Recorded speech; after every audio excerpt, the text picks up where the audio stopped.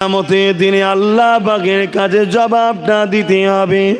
ওরে আমার বান্দারে, আমি আল্লাহ দুটো হাত দিয়েছিলাম, এই হাতে তোকে হালাল ইনকাম করার জন্য দিয়েছিলাম। বান্দা তুই হাতে কি করেছিস বল? এই হাত আমি দিয়েছিলাম আমার কোরআনকে ধরার জন্য। বান্দা তুই কতবার ধরেছিস বল? এ যুবক, আমি ভুল বলছি কি জানি না, এখানে আমার অনেক ভাই বোন আছে যারা বছরে একবার হয়তো কোরআন খেয়ে হাতে লাইনে আছে না? নাই, ভুল বলা হচ্ছে। তুমি একটু ভালতারের ছবিটা তুলে নাও।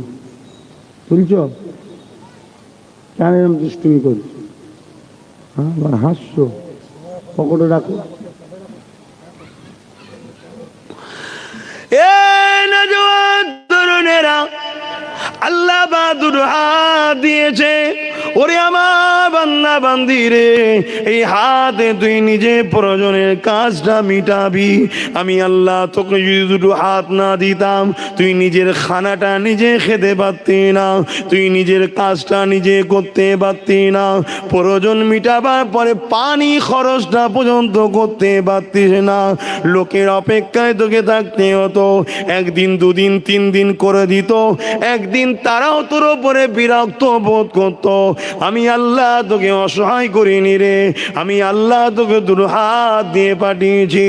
আমার দিয়ে হাত দিয়ে তুই গরিবের পক্ষে লড়াই করবি, এতিমের পক্ষে লড়াই করবি, বিধবার পক্ষে লড়াই করবি, মা বাবার সেবা করবি। আমার দুটো হাত দিয়ে তুই নিজের মাতৃভূমিকে বাঁচাবি, মাতৃভূমির জন্য লড়াই করবি।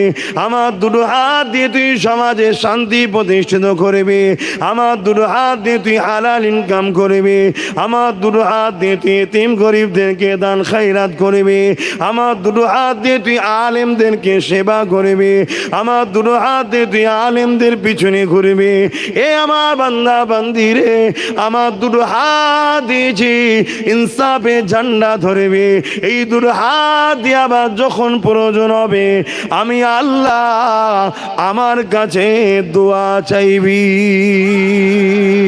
বড় দুঃখের বিষয়, আমার কমের ছেলে আজকে দুনিয়ার লোভ লালসায় পড়ে গিয়ে জালিম অত্যাচারী শয়তানদের ধোঁকায় পড়ে গিয়ে আমাদের ছেলেরা এই হাত দিয়ে গানের টাকা খরচ করছে, এই হাত দিয়ে ফাংশন তৈরি করছে, এই হাত দিয়ে এমন করে গান তৈরি করছে, এই হাত দিয়ে দুনিয়া জমিনে জালিম অত্যাচারী স্বৈরাচারীদের জন্য এই হাত দিয়ে কাজ করে বেড়াতে লেগেছে। এই হাত দিয়ে গরিবদেরকে লুটছে, এই হাত দিয়ে এতিমদেরকে লুটছে, এই হাত দিয়ে সমাজে তোলা তুলে বেড়াচ্ছে। সামান্য পার্সেন্ট পাচ্ছে, বেশিটা ওর শয়তানদের কাছে পৌঁছে যাচ্ছে। অথচ এ নিজে কত বড় পাপী হয়ে যাচ্ছে, একবারও আমার কম ভাবছ না।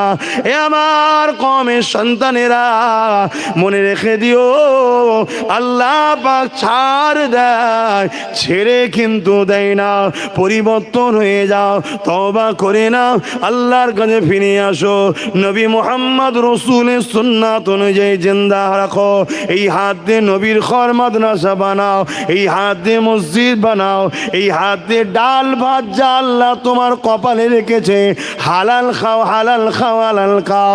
কেননা দুদিনে দুনিয়া আল্লাহ তোমাকে আখিরাতে দেবে।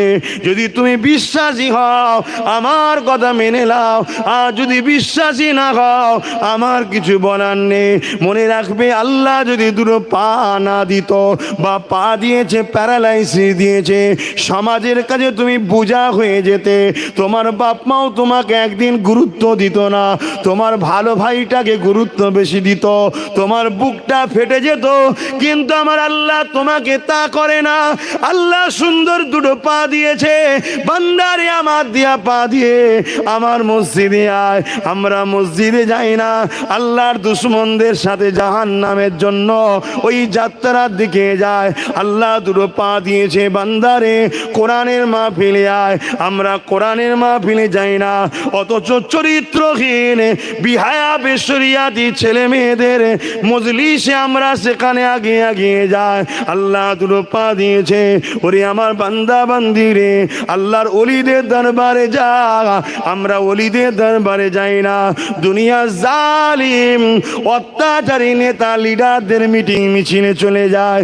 অথচ আল্লাহ দেয়া দুটো পা দিয়েছে, এই পা দিয়ে তোমার আমার উচিত এলাকার বিমারিকে দেখতে যাওয়া, তাকে দেখতে যাই না। অথচ এলাকার কোন গরিবের ওপরে যদি জুলুম করতে হয়, এই পা দিয়ে তখন হেঁটে হেঁটে যেতে লেগেছি। মনে রাখবে আমার আল্লাহ ছাড় দিয়েছে, ছেড়ে দেয়নি। সুম্মা নবিকাও খরা পাই যখন কিয়ামুন, ওই ময়দানে মাশরে আল্লাহ কিন্তু তোমার আমার হিসাব নেবে। কানা মেঘদানো খামসিনাল পাসানাতির 50,000 বছর এই জমিনের ওপরে তোমাদের দাঁড়াতে হবে। কত বছর? 50,000 বছর দাঁড়িয়ে থাকতে হবে। সেদিন তুমি পায়ের হিসাব দিও যে এই পাটা কোথায় কোথায় লাগিয়েছো। তুমি যদি মনে করো যে আমি মিথ্যা দুনিয়ায় বলে পার পেয়ে যাচ্ছি, আখেরাতেও পার পেয়ে যাব না। আখেরাতে তোমার এইখানটার কথা হবে না, আখেরাতে তোমার পা তোমার বিরুদ্ধে সাক্ষী দেবে যে আল্লাহ এই পা দিয়ে যাত্রায় গেছে, ফাংশনে গেছে, সিনেমায় গেছে, জুয়ায় গেছে, মদে গেছে, বেশরিয়াতি খারাপ জায়গায় গেছে, বরবাদ অত্যাচারী জায়গায় গেছে। এই পা তোমার বিরুদ্ধে সাক্ষী দেবে। আমার ভাইদেরকে বলবো পরিবর্তন হও। আমরা তোমার নবীর পক্ষে থেকে কথা বলছি, কথা আমাদের নয়, মুখ আমাদের, কথাগুলো নবীর। নবীর পক্ষে আমরা দাওয়াত দিচ্ছি। যেমন দেখবেন এলাকার কোনো একজন বড় মাপের নেতা আছে, তার পক্ষে হাজারো লোক কথা বলে না। তা আমরা যারা আলেম উলামা আছি, আমরা রাসূলুল্লাহর পক্ষে বলি, অন্য কারো পক্ষে নয়। কথা শুনছেন তো নাকি? তাই তোমরা যদি বিশ্বাস করো আমাদের কথাকে, পরিবর্তন হও। তোমাদের চলার রাস্তা ভুল হচ্ছে, তোমাদের উঠা বসার জায়গাটা ভুল হচ্ছে, তোমাদের কথাবার্তার স্টাইল ভুল হচ্ছে, তোমাদের জীবনযাপন জিন্দেগি পালন করার রাস্তাটা ভুল হচ্ছে। তোমাদের উচিত আমিনা লালকে মডেল বানানো, আমার রসুলের অনুসরণ করে জীবন যাপন করা।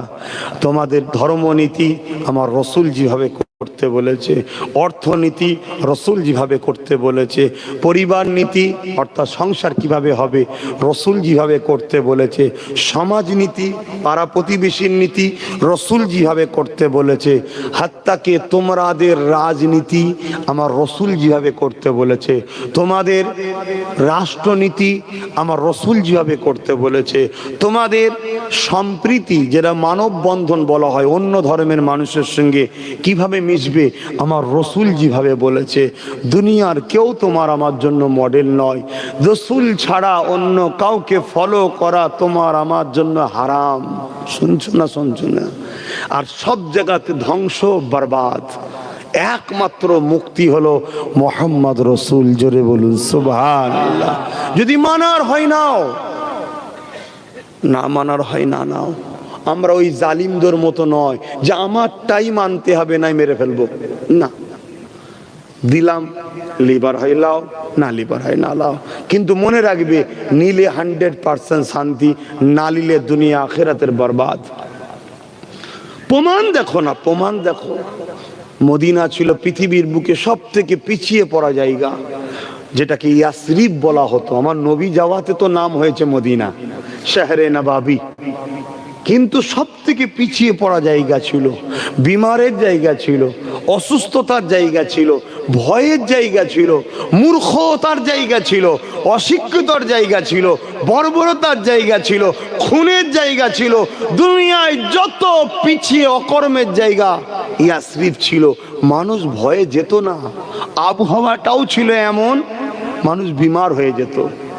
আল্লাহর নবীকে আমার আল্লাহ বললেন হিজরত করো মক্কা থেকে। আমার রসুল ইয়াসরিফকে পছন্দ করলেন।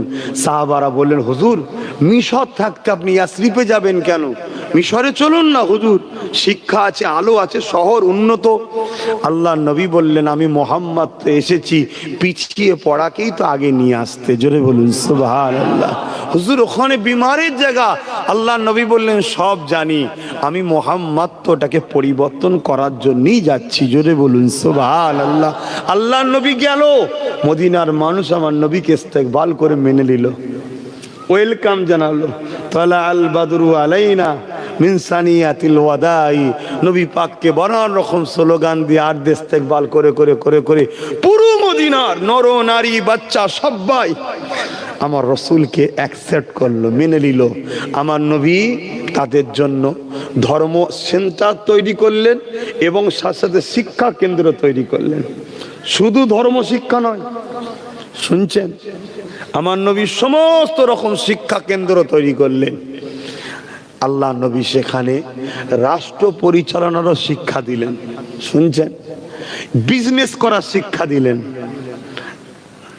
আল্লাহ নবী সমস্ত ধরনের ফিলোসফি, দর্শন, হিস্ট্রি, কেমিস্ট, সমস্ত রকম সায়েন্টিস্টের শিক্ষা দিয়ে মদিনাকে আস্তে আস্তে নবী পাক ডেভেলপমেন্ট করতে লাগলেন। আল্লাহ নবীর কথাকে ওরা অক্ষরে অক্ষরে মানতে লাগলো। পৃথিবীর শ্রেষ্ঠ আজকের দিনে যদি কোনো জায়গা থাকে সেটা হলো মদিনা শরীফ। জোরে বলুন সুবহানাল্লাহ, আরো জোরে বলুন সুবহানাল্লাহ। আমেরিকা পরমাণু বোমা তৈরি করেছে, ঠিকই কথা, মানুষকে ধ্বংস করার মেশিন করতে পেরেছে, কিন্তু মানুষকে জুড়ার মেশিন নাই আমেরিকাতে, শুনছেন। একটা সংসারকে বাঁচাতে তারা পাচ্ছে না। আর আমার নবী মদিনাকে এমন ট্রেনিং দিয়েছে, সেই দিন থেকে নিয়ে আজ পর্যন্ত মদিনাতে শান্তি, সর্বদিক দিয়ে মদিনা উন্নত হয়ে আছে। জোরে বলুন সুবহানাল্লাহ। তা আমরাও যদি রসুলকে মেনে নিই, সব থেকে পিছিয়ে পড়া জাতি, পিছিয়ে পড়া জায়গা, এবং আনসার যাদেরকে বলা হয় সব থেকে অবহেলিত যারা ছিল মদিনাবাসী, যাদেরকে লোক ঘৃণা করত, আজকে বলুন পৃথিবীর বুকে শ্রেষ্ঠ আমাদের কাছে কার? আনসাররা নয়? বলুন বলুন। আনসার পর্যন্ত যারা মদিনাবাসী তাদেরকে আনসারি বলা হয়, যারা মক্কাবাসী তাদেরকে মুহাজিরিন বলা হয়। আমাদের কাছে শ্রেষ্ঠ আনসাররা হয়ে গেল। জোরে বলুন সুবহানাল্লাহ। তুমি আমি যদি সেই নবীকে মেনে নিই, তুমি আমি শ্রেষ্ঠ হব। বলো, দুনিয়ায় তো অনেক হাতড়ালে, দিশে তো খুঁজে পাচ্ছ না, ফিরে আসো। নবীর পক্ষ থেকে ডাকতে এসেছি, আসো আসো। তবে ধোঁকাবাজ যারা আছে, অনেকে বিগত দিন ভালোবাসার নামে আমার কাছে জুটেছিল, অনেকে, সবাই নয়, তবে সংখ্যাটা খুব কম, খুব বেশি নয়। তারা অনেকে পরবর্তীতে গাদ্দার হয়েছে। কি হয়েছে? গাদ্দার, ধোঁকাবাজ। আল্লাহর কাছে তাদের বিচার দিয়ে রেখেছি, এদের মাফ নাই। এদের কি নাই? মাফ নাই। কেন? আল্লাহ রসুল বলেছেন প্রকাশ্য দুশ্মনের ক্ষমা আছে, মুনাফেক গাদ্দারের মাফ নাই। মুনাফেক গাদ্দার যেমন, ধরুন একসাথে লড়াইয়ের ময়দানে গেল, হঠাৎ করে ময়দান থেকে ফিরে চলে গেল, আল্লাহ নবী বলছে এদের তওবা আল্লাহ কবুল করবে না। কেন? এরা যদি প্রথম থেকে না আসতো, যতজন ছিল ততজন সেই মন বলে লড়াই করত, কিন্তু এরা হাফ রাস্তা থেকে সরিয়ে দেওয়ার জন্য বাকি যারা রয়ে গেল তাদের মনটাকে দুর্বল হয়ে যায়। এজন্য এদের তওবা আল্লাহ কবুল করে না। তা আমি ওই গাদ্দার যারা করেছে তাদেরকে বলবো, তোমরা হয়তো মনে করতে পারো আমি হজ করলে মাফ হয়ে যাবে। না বন্ধু, সব হাজি জান্নাতে যাবে না। সব হাজি জান্নাত যাবে নাকি? এই কথা বলবেন তো? তাহলে 4.5 লাখ খরচ করলেই তো জান্নাত কনফার্ম। চুরি করে হোক, ঝেড়ে হোক, এতিমের ঝেড়ে হোক। হ্যাঁ, আচ্ছা, আজানটা হয়ে যায় আপনাদের মহল্লায়? আচ্ছা, 4:30 পর্যন্ত হবে, তারপরে আমরা নামাজ আদায় করব।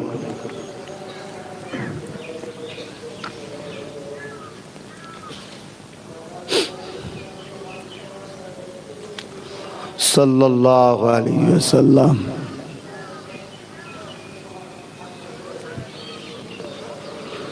সাল্লাল্লাহু আলাইহি ওয়াসাল্লাম।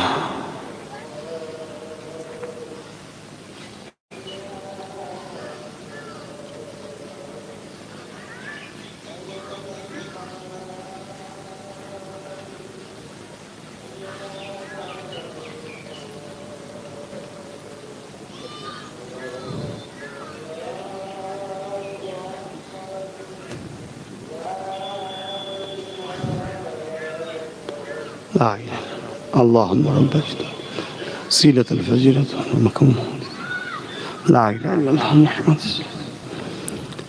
درود شريف اللهم صل على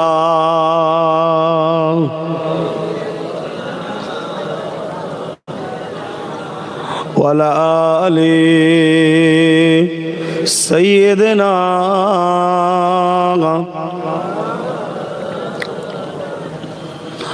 हाल दिल किसको सुनाए आपके होते हुए हाल दिल किसको सुनाए आपके होते हुए क्यों किसी के दर पे जाए आपके होते हुए मैं गुलामे मुस्तफा हूँ ये मेरी पहचान है मैं गुलामे मुस्तफा हूँ ये मेरी पहचान है गम मुझे क्यों कर सताए आपके होते हुए हाल दिल किसको सुनाए आपके होते हुए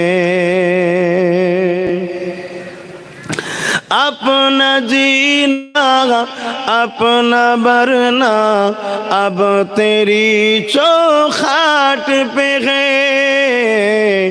अपना जीना अपना मरना अब तेरी चौखाट पे है हम कहाँ सरकार जाए हम कहाँ सरकार जाए আমার সরকার হযরত নবী মুহাম্মদ রাসূল জোরে বলুন সুবহানাল্লাহ আপনারা এই সরকারকে মানেন না অন্য সরকার মানেন হ্যাঁ মুখে বলবেন রাসূল মানি আর চোর জালিম অত্যাচারীর পিছনে ঘুরে বেড়াবেন একে বলা হয় মুনাফিক একে কি বলা হয় মুনাফিক আর মনে রাখবেন আমরা পাঁচ ওয়াক্ত নামাজে কিন্তু এটাই বলি পাঁচ ওয়াক্ত নামাজ আমাদের নেই আল্লাহুম্মা সাল্লি আলা সাইয়্যিদিনা আল্লাহ আমাদের সরদার হযরত নবী মুহাম্মদ রাসূল আর বাইরে বেরিয়ে নবী দুশমনদের পিছনে ঘুরে বেড়াচ্ছ জবাব কি লাগবে মনে হচ্ছে না লাগবে না এটা মুনাফিক বলা হয় একে কি বলা হয় মুনাফিক এখনো সময় আছে শুধরে যান কিয়ামত বহুত কঠিন হবে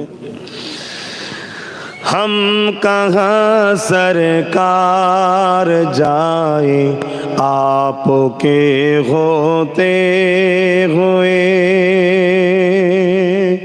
कह रहा है आपका रब कह रहा है आपका रब अंत फीहिम आपसे कह रहा है आपका रब अंत फीहिम आपसे क्यों इन्हें दो मैं सजाए क्यों इन्हें दो मैं सजाए आपके होते हुए अल्लाहुम्मा सल्ली अला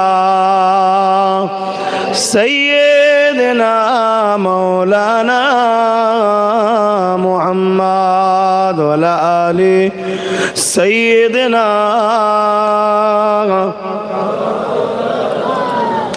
মুসলমান ঘরে ছেলেমেয়েরা, তরুণেরা, এ নবী পাকের প্রেমিকেরা, সমাজে ইনসাফ প্রতিষ্ঠিত করতে হবে।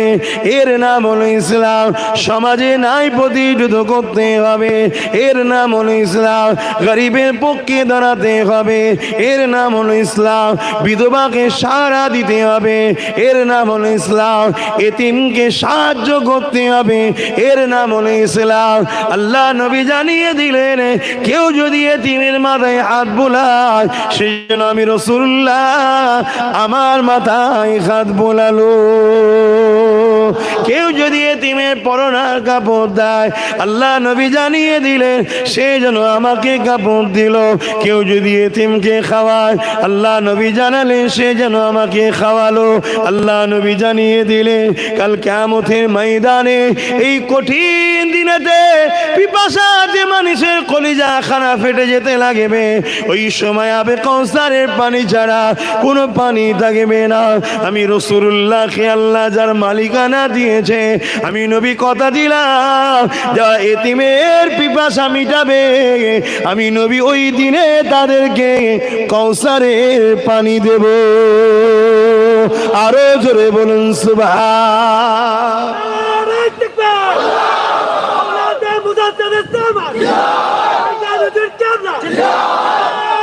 আল্লাহু আকবার।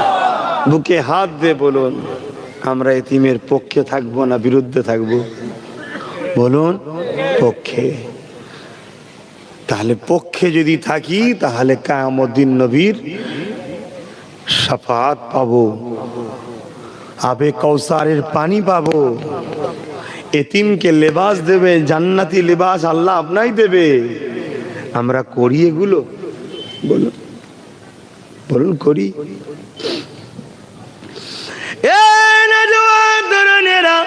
নামাজ আমাদের জন্য ফরজ আল্লাহ করেছে। হ্যাঁ, নামাজ পড়তে হবে, কোনোভাবে ছাড় নাই। কিন্তু এই সমাজে অনেক নামাজি আছে যারা নামাজ পড়ে ঠিকই কথা, কিন্তু এতিমের মালকে দখল করতে পিছপা হয়নি। এই সমাজে হজ করা ফরজ আল্লাহ করেছে মালদারদের জন্যে। হজ করতে হবে, আল্লাহ করিয়েছে, আপনারাও করবে। কিন্তু মনে রাখবে, এই সমাজে অনেক হাজি আছে যারা এমন করে সমাজে এতিমদের মালগুলোকে ঝেড়ে ঝেড়ে খায়। এতিমদেরকে লুটতে তারা কখনো পিছ পা হয়নি। যদি আমি তুমি উম্মতে মুহাম্মাদি হই, এই সকল নামাজিদের বিরুদ্ধে, এই সকল হাজিদের বিরুদ্ধে তোমাকে আমাকে লড়াই করতে হবে। কেননা এরা মুসলমান সুরাতে, নামাজের সুরাতে, রোজাদারের সুরাতে এরা মুনাফিক ছাড়া আর কিছু না। কেননা নামাজ কাজা করলে ও নিজের গুনাহ করত। এতিমের মাল যখন দখল করে নেবে, ওই এতিম বাচ্চাটা সে আস্তে আস্তে সমাজে বঞ্চিত হয়ে খারাপের দিকে চলে যাবে। সে অশিক্ষিত হয়ে যাবে, পথভ্রষ্ট হয়ে যাবে। সমাজে একটা ছেলে পথভ্রষ্ট হয়ে যাওয়ার জন্য সমাজদ্রোহীরা তাকে হাতিয়ার হিসাবে কাজে লাগাবে। তার দ্বারা সমাজে বিশৃঙ্খলা তৈরি করাবে, তার দ্বারা সমাজে খুন করাবে, তার দ্বারা সমাজে পাপ করাবে, তার দ্বারা সমাজে সন্ত্রাসী করাবে। পরবর্তী সময় যখন ওই এতিমটা ধরা পড়বে, সমাজের একদল দাজ্জাল মিডিয়া ওই এতিমটাকে দেখিয়ে দেখিয়ে পুরো মুসলমান আর ইসলামের পিছনে লেগে পড়বে। তাহলে বলে তুলতে কি, নামাজ যদি কাজা হয়ে যায় ব্যক্তিগত গুনাহ হবে, কিন্তু একটা এতিমকে যদি লুটা হয় পুরো সমাজকে একদিন বদলামের দিকে নিয়ে যাওয়া হবে। তাই আমাদের উচিত ওই এতিমদের পক্ষে দাঁড়িয়ে যারা এতিমদের দুশ্মন, তাদের বিরুদ্ধে লড়াই করার নাম হলো ইসলাম। আজ বুঝছেন তো নাকি? আপনি বাপ আছেন, কাল যদি চলে যান আপনার বাচ্চাটা কি? আপনার বাচ্চাকে যদি লুটা হয়, আপনি আশা রাখেন ভালো লাগবে? বলুন। এই সমাজে বাচ্চাদের লুটা হচ্ছে না, হয় এতিমদের? আর যারা লুটছে তাদেরকেই তো আমরা সাপোর্ট করি।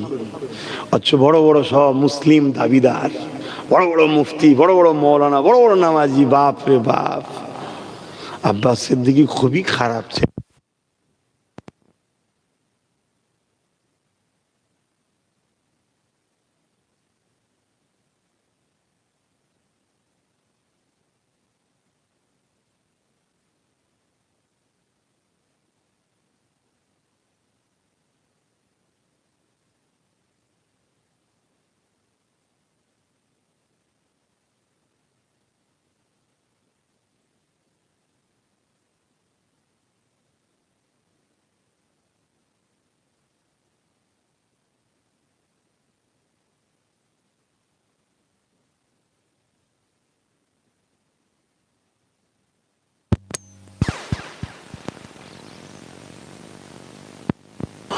মৌলানা মুহাম্মদ আল্লাহুম্মা সাল্লি আলা সাইয়্যিদিনা মৌলানা মুহাম্মদ ওয়া আলা আলিহি।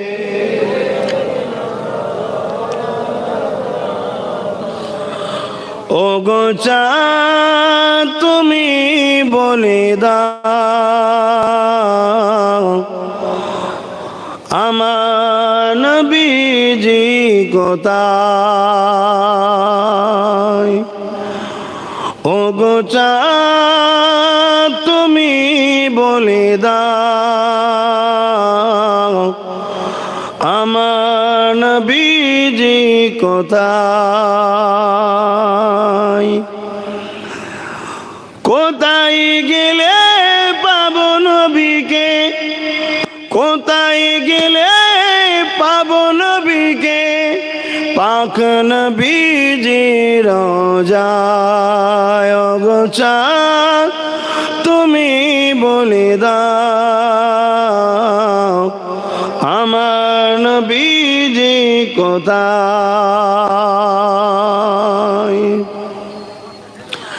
লাখো লাখো হাজিরা হজ পাকে যায়, আল্লাহর কাবাকে ধরে তারা যে কয়। লাখো লাখো হাজিরা হজ পাকে যায়, আল্লাহর কাবাকে ধরে তারা যে কয়। ও গো কাবা তুমি বলে দাও আমার নবীজি কোথায়। কোথায় গেলে পাবো নবীকে, কোথায় গেলে পাবো নবীকে, পাক নবীজি রওজায়। আল্লাহুম্মা সাল্লি আলা সাইয়্যিদিনা মাওলানা